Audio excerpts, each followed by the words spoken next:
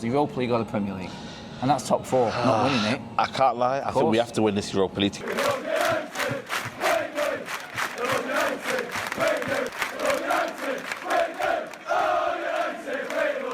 Yes, welcome back to Forever United TV, everybody. We are on the road and I'm with my guy here, Saeed, the birthday boy, by the way. Birthday, how old are you, mate? You don't want to say? Nah, won't say. I tell you, you could getting be on. We're getting on though. You could be anything watching United at the moment. Yeah, 100%. I wouldn't think you were about 50. It puts you through it, doesn't it? Yeah. We have stress. so many. I've not got no grey hair though. That's the good thing. So leave that to me, mate. Yeah, I'm yeah. getting there. God damn it! Honestly, watching us right now is like aging me day by day. The first half wasn't great, but obviously we got there in the end. But yeah, it's good to be here. Good to be. This don't deserve a like on the video that I'm here on my birthday. Hey, like the video, people. It's dedication. Dedication. I didn't even realise, mate. And the scene this morning, I thought he's committed to doing this video. No, we're committed, man. Like, I love this, man. I love this one-to-one. We've been doing it for years, Adam. So this is what it's good to about, just have a chat. No filter, just me and you chatting about United. And people might not like our opinions, but we're just giving you our opinions, and that's where you're here to agree or disagree. That's what it's all about. Get your comments in on that one. Obviously, make sure you give it a like and make sure you keep subscribing as well. But we are talking about the Europa League this week and how massive this is. I want to ask you straight out, mate. Yeah. Like, the debate has been going on. We talked about this last night, didn't we, with Flex? It's like, how important is the Europa League right now? Realistically, what's the best outcome? What's more of an opportunity for us, the Europa League or the Premier League? And that's top four, not winning it. I can't lie. I think we have to win this Europa League to get top four. The top four right now is tough, man. You got Chelsea, Liverpool. I think the first three are taken. Liverpool, Arsenal, Man City. I just think for me, it's pointless even discussing it. Even though I picked United to finish third this season, that's gone out the window. And well, think about the teams that are in front of us now that are ahead for that last fourth spot. Mate, Forest. I was hoping for Forest to lose last night. That shows how far we've fallen. And they're not a bad outfit, you know. They were listen, they're playing Crystal Palace. Don't get me wrong here, but they were defending for their lives, and I seen a bit of cohesion in their team, and I was like, what? Nuno's done a job. Nuno's done a job over there, man. Right, I know. It's going to be a tough cookie them to crack when we come to playing. But you look at the teams ahead of us, like Newcastle fell away, but Brighton in front of us. Brighton. That's a big win, you know, by the way, against Newcastle. You know what I mean? Getting battered, and then Welbeck form United again. How many times are we going to say this? Like honestly, but like, look, in all seriousness now, Jose. Europa League. This is massive. Even Ten Hag has been talking this way. He knows what this game means. And for you though, like, is the realism now that you have to sacrifice one of the two? So if we beat Fenerbahce but then lose to West Ham, are you still in the same boat? Like, we're going nowhere. I think I want we have both. to separate? I think you do have to separate in terms of which is ideal, and the Europa League right now is probably our best shot to get Champions League football. But I still think the Premier League, I can't lie, I don't think fans can tolerate having a shit season in the Premier League. No. I really don't. Like, as much as Europa League we won it, you know that feeling after we win the Europa League, it will be forgotten about, and that's the reality, people. We will win it, we'll enjoy it for about a day or two, and then we'll forget about it. Then we'll realise, shit, we finished 9th in the Premier League. Is this what happened? No, it's true though. We finished 9th in the Premier League. Is that what's going on? The only thing, mate, is that Europa League gets you in the Champions League, innit? I know, and that's for me. It's like, I love it, but the pain of it. Every season, you tell me a season where we've done well in the Premier League and we've done well in the Europa League. I don't think there's been one. No. Even the Ollie season, you sacrifice one, don't you? You do sacrifice, because you know what happens? You play on a Thursday, you play on a Sunday, and we're playing already 8 games. And the thing is, it don't finish till January, so then you've got to go straight away back into February, and then it's game after game after game, all the way to the final. It's not every month. You just said it then. Yeah. Like, the Europa League runs till January. Yeah. But if you don't get in the top 8, you have to play the playoff in February. So you got 2 more games in Feb, and then the knockouts start in March. It's non-stop European football. You don't make top 8. You don't get no break. Wow, so that is scary. That shows you how important that top 8 is. No, top 8 is, we have to. And right now we're playing catch-up already. That's why this game is so important. But I just think for me, it's like, we genuinely must win this Europa League, because I've got no kind of... I was looking at it today thinking, United, could they? But then I'm like, there's too many obstacles in the way. Like, don't get me wrong, this West Ham manager will get sacked, by the way. So then when they actually get better, they will look good because they got 1 game a week. Anyhow, I've got a sense that he's going to be sacked soon as well. again, if they get another manager that comes in and gets them playing proper, you'll have a new manager about. So we're still with the new manager. Would you say KDL if he was available for United? No, I wouldn't, I think he's a good manager, don't get me wrong. But I think he's ceilinged out? I think, that's the word. Like, I feel like the Gary O'Neill, I think I'd take him over Eddie Howe. Really? I really would. In the league? Yes, I know it sounds crazy, guys, a statement, but I look at his style of play, and I look at the way his team have played at Bournemouth when they played Wolves. And don't get me wrong, they're bottom of the league, but their style and what they are, I don't think it's not a fair reflection of where they are in the league. And I genuinely, and I know it sounds crazy because Eddie Howe's done what he's done, but I think Gary O'Neill's got a bit more fresher tactics. He's got a bit more, I don't know. Eddie Howe's almost sort of petered out. Maybe it is a fresh challenge, but I don't know. I don't know if I would do it with Eddie Howe. You can overstay your welcome at places. Yeah, you can. And who do you reckon moves in at? Oh, this is totally off subject, by the way, but we like a bit of a football. Yeah, who goes in at Newcastle if Eddie Howe goes? They could get anyone. They got the money. So why not? And this is what I keep saying. 2 clubs now could go for a manager that Man United potentially could go for. In West Ham, who apparently now are linked with the Dortmund manager, they go on, and he's actually a former West Ham assistant, funny enough. And then, that's true.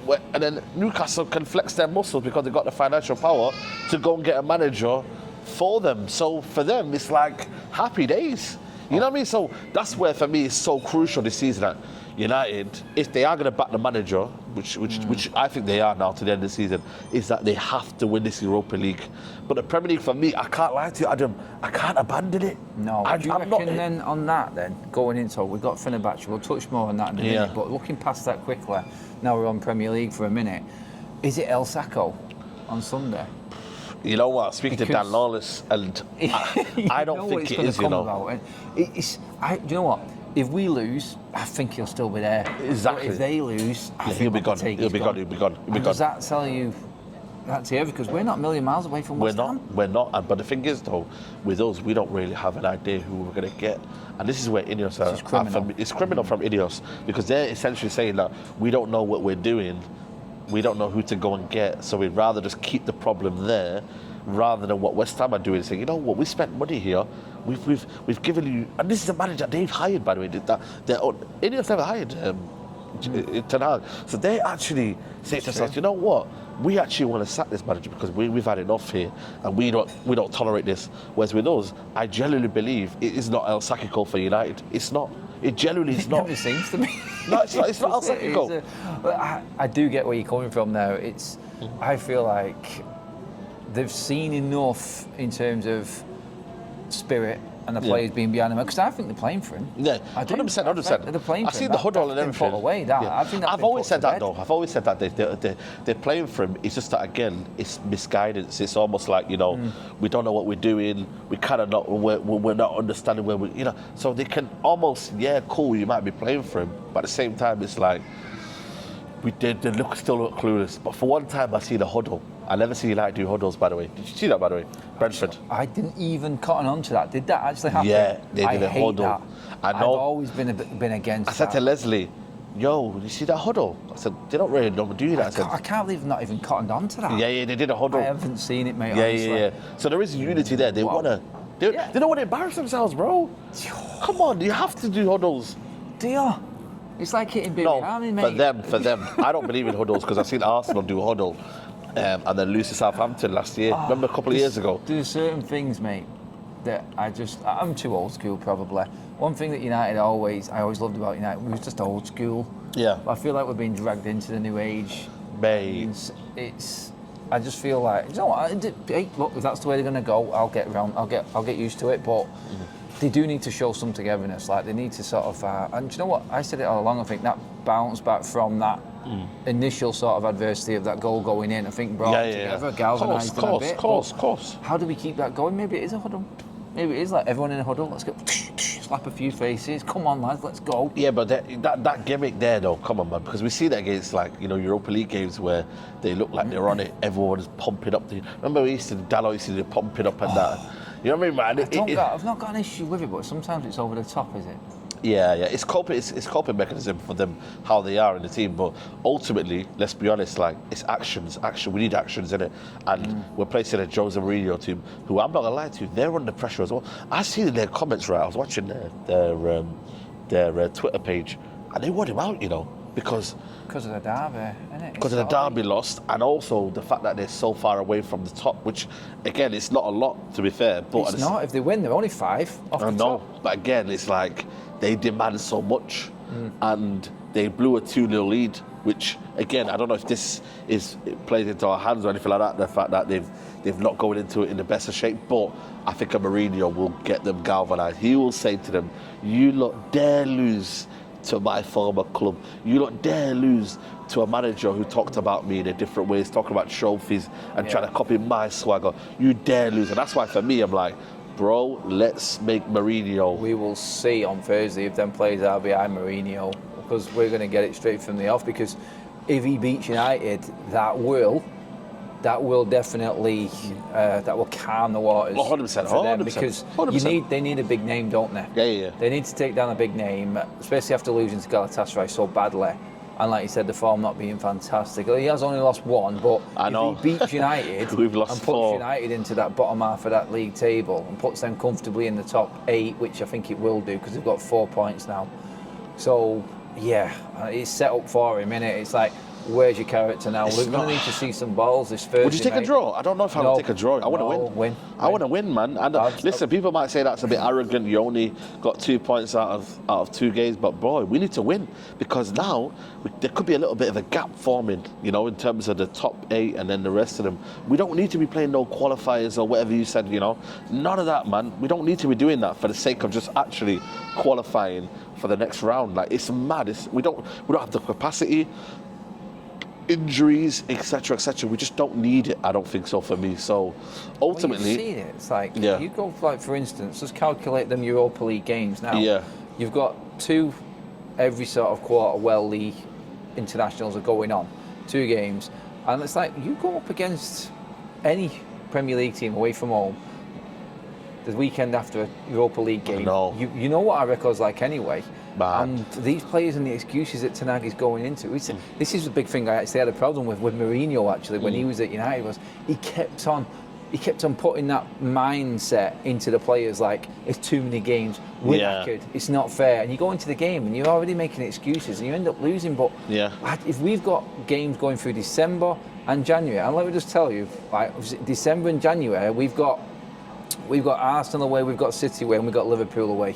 One of them will fall on that. I'm telling you now, one of them will fall on a European week, and we'll get absolutely smashed. It will. I think it will be the Liverpool game more so. Liverpool's the 5th of January. Yeah, I'm thinking, because it depends. Actually, we might be able to get away with it, because December. Oh yeah, maybe the Arsenal one, but not the one after. Get this, yeah. Because the winter break for the European teams. We're a midweek against Arsenal.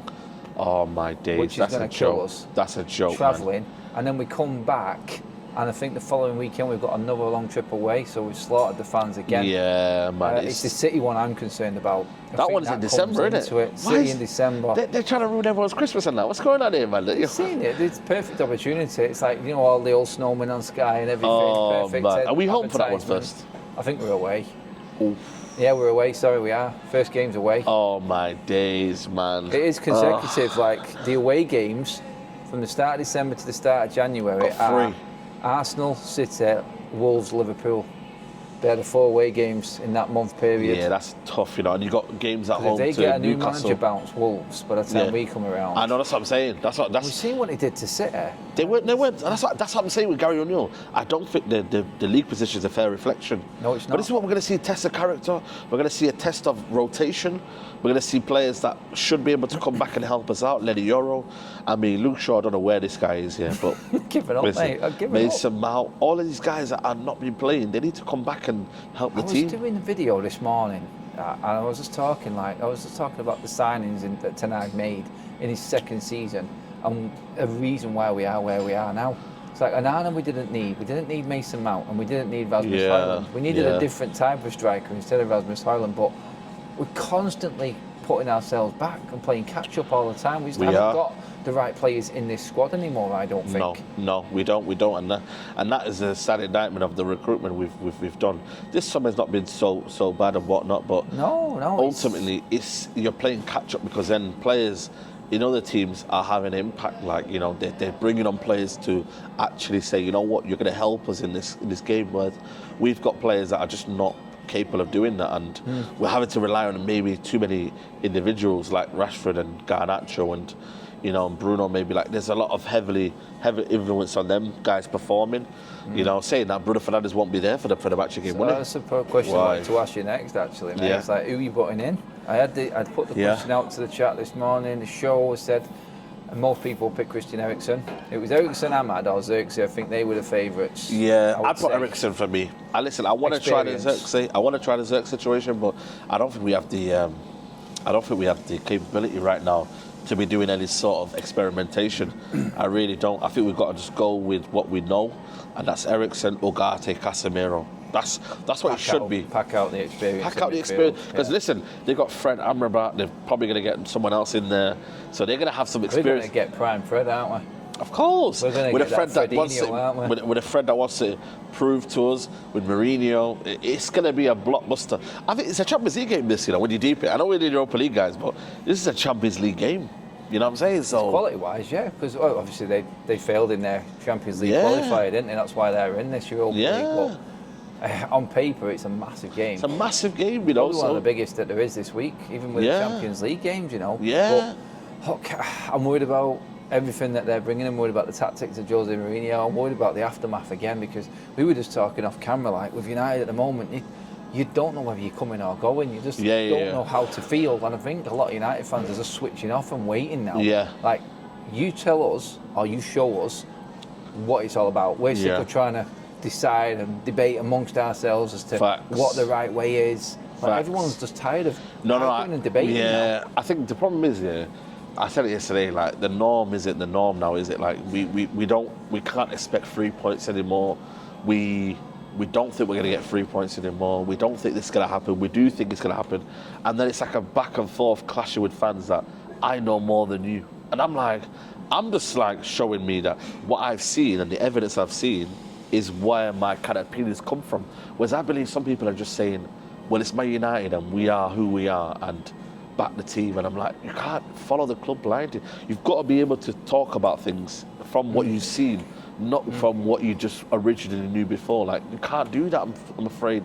No. So that's where my opinion, and this is why for me it's like almost like you've got to almost stick to your opinion and stick to what you believe in. Don't kind of follow the crowd. And some people do follow the popular narrative. You and me, we've never done that, have we? We've kind of just said, you know what, this is our opinion. You like us or you don't like us. It's simple as that. And that's where I've always kind of, formed my own kind of, judgment of, is that I just believe that for me, we are going to be doing this. This is what we think. I don't think this is happening. I don't think this is happening. And we kind of go from there and see where the patterns form after that. That's all you can do. Look, being real, that's what I've sort of like. I'm a realist. I see what's happening. I see the patterns of play. You see that calculator that came up. I think the MEN did it, like going off the way that it's going so far, and they put it into a supercomputer. And United finished 10th. Oh my God! So, do you know what? It's computer, it's AI, whatever it is. But let's be honest, you can actually believe it, You look at the cycle. Look at the last 14 months. Even if you go off XG and XGA or anything like that, United sit mid-table on everything. We are on. We cannot afford to finish 10th. A mid-table team right now. We need some sort of European football, man. We need some sort of European football. God, we cannot finish. It's painful enough watching Chelsea go through what they're going through right now. Like, we're talking about getting any European football whatsoever. The thing is with United is that we've got to go on a run and expect everyone else to drop off. There's too many teams in front of us. That's my argument. I know. And if 5 years ago, I don't think there would have been a situation here. No. We would have been like, you know what, we can afford to have a bad season, but then the rest of them won't take advantage. You said it. But now they are taking advantage. Premier League's changed, mate. Premier League has completely changed. Everyone's going past us and we're like, we're United. No, we're United, but sitting still. And everyone else is getting better. The money, we haven't got the money power anymore. We can't go out in the transfer window and do things clubs can only dream of anymore. Them days are done. You know what I mean? Everyone's got loads of money now and can spend. Like, you look at some of the transfers that are going on, you look at what Brighton are spending. actually using the money that they've made off their stars now and getting stronger. You look at what Newcastle can't do because of PSR and things like that. Obviously, you've got to balance 100%. It out. But everyone's on the same playing field now. They're all getting the same prize money. The sponsorships are going up because you're in the Premier League. Yeah. So everyone's generating a lot of cash. The only thing United have had is that global fan base to back us. Yeah. No Champions League money next year, lower Premier League standings, less on the Adidas deal. We've got no money. Got no money. And this is why, I almost think like this is what Ineos deserve. If we don't reach Champions League and they're moaning about next year, this is on you. This is why they're making a very, very calculated risk here in terms of keeping the manager. Risk is beyond the risk. I know it's beyond the risk. And they've got to hope that and I think for me, they're just following a pattern of he's won 2 trophies in 2 years, so now go win that Europa League. That's what they're probably thinking to himself. Or the FA Cup. Because the FA Cup brings you to the Europa League, doesn't it? Yes, the FA Cup gets you the Europa League, yes. Yeah. Europa League gets you Champions League, obviously. League, I mean, we were talking months ago, start of the season it probably was, and we were talking about Ten Hag then, like after the Liverpool game, I think it was, like how long will it last? And I said to you, well, he's in the Europa League, I think they'll cling on to it. I didn't expect it to fall off a cliff the way it has even more. Yeah. But I just feel like, there's an opportunity to be in the Champions League, they'll go for it because we are a cup side. Yeah, facts. And we can beat anyone. Like we've done it against beating Liverpool and City. We can beat anyone. We can. And I think we can beat anyone in this Europa League, honestly. We can lose to them all as well, but I think Ineos will look at it and go, there is always that Who's chance. the toughest team? So you got Fenerbahce, Atletico Bilbao, Tottenham's in there, Roma's in there. Roma's in there. I mean, if like Porto, if we get them again, they're dangerous. Oh, yeah? Honestly, there's a few teams in there that'll surprise a few, but... Real Betis, I think, a couple of Spanish teams. Realistically, you're like... No, it should have been better than United. But what happened to us is what you said, the pressure of the Premier League and our to commit to that as well. And the Premier League don't help us as well, do they? No. Because you look at other leagues, right? Oh, yeah. They'll be playing on a Friday or whatever it is, and then they've got to prepare for Thursday. And I'm like, Premier League will play us on we're playing on Sunday at 2 p.m. against West Ham. I know. After literally coming back from Fenerbahce, Galatasaray, which is it not 4 hours to Turkey? 4 hours, isn't it? 4 hours flight, 2 hour time difference. So what are you doing, like? Players are already ahead. Like they play at 10 o'clock, don't they, in Turkey? Oh, is it? 10 o'clock kickoff over there because you've got to meet with UEFA. So it's 8 o'clock to us, but for them it's 10. So you finish by midnight. So midnight you're going to be done. Do they fly back straight away or? I don't know. Like remember, did you see the players training at Boa Vista? Some of the players that didn't get on the pitch, they stayed in Portugal in the Porto game and trained there. That's how desperate and tight it is. Oh my God! We got away with it because Villa were actually in Europe that week as well, but we won't get that with West Ham. No. We will look shot. And I already know it, and I don't want to seem doom and gloom, but the pressure of the Premier League and United's stature won't allow us to commit to the Europa League, and that's why we'll run out in the end. No. The fans won't do it. You just said it yourself. We won't accept having a crap Premier League season, so the demand will be there to commit to that, and then we have to win a trophy in the Europa League. Yeah. It's one or the other. One or the other. You don't win a league and the Europa League. We know this. Jose did it. He threw the league away. Yeah, he did. He literally threw away and went all in. But he believed in him because he was like, I win trophies. But obviously with Ten Hag, it's a different kettle of fish of Carabao Cup, and because in the Europa League, Sevilla humbled us badly. Mate, it was embarrassing. Good job, Sevilla, not in this year. It was embarrassing that. Yeah, that was. I seen United staff walking out in that mix zone and they were saying, like, we are awful. Like, they're not allowed to say, but off camera they're like, wow, like, what is going on? This is pathetic. What's changed? We got rid of a couple of the duck eggs. I mean, Sancho's out, Martial's out from that time. De Gea, who had another shocker on that game. He was one of the reasons why. Him and Maguire was one of the reasons why we lost that game badly. Yeah. But Maguire in the first leg and then De Gea in the second leg. Damn, man. We were 3-0 up by doing that the game. Was it 2-0 up? 2-0 up. 2-0 up. And then Martinez got injured and the season fell apart. Oh, my God. It literally just off a cliff at that point. Nah, that's crazy. This is the worry. It's the mental block that these players have got that I worry and concern about, because it worked in our favour at Brentford, yes, but Brentford were crap. Absolutely shocking. I just fear the games coming up now, even Leicester. I look what Leicester did. I look at Vardy, I look at Mamavidi, I look at players who are dangerous in that side. We've got a double header against them coming up. home. Mate, Leicester League picking up Cup a bit of and- form, man. I did do a decent side, mate. If they beat us, they go ahead of us in the league. That's a sad bit. Obviously, it depends on West We Ham. played them towards the end.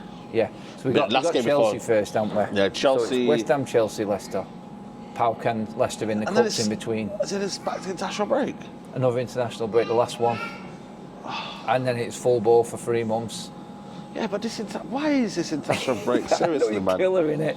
It really is. I hate it. Honestly, it depresses me. International football. Because the players go away on like these holiday camps. Don't Is they? it They Euro come back Nations? limp. Yeah. Euro Nations. Oh. Yeah, we don't even start the qualifiers yet for the World Cup. You know, because of the big mix-up. Obviously, that's why Tuchel starts in January. Because we start the qualifiers next year for the World Cup. So. But then next year, March, September, October, November, yeah, it makes sense. Yeah, that's it. So we're back to normal, aren't we? This is like the first normal sort of like cycle re-kick-starting again from the COVID era.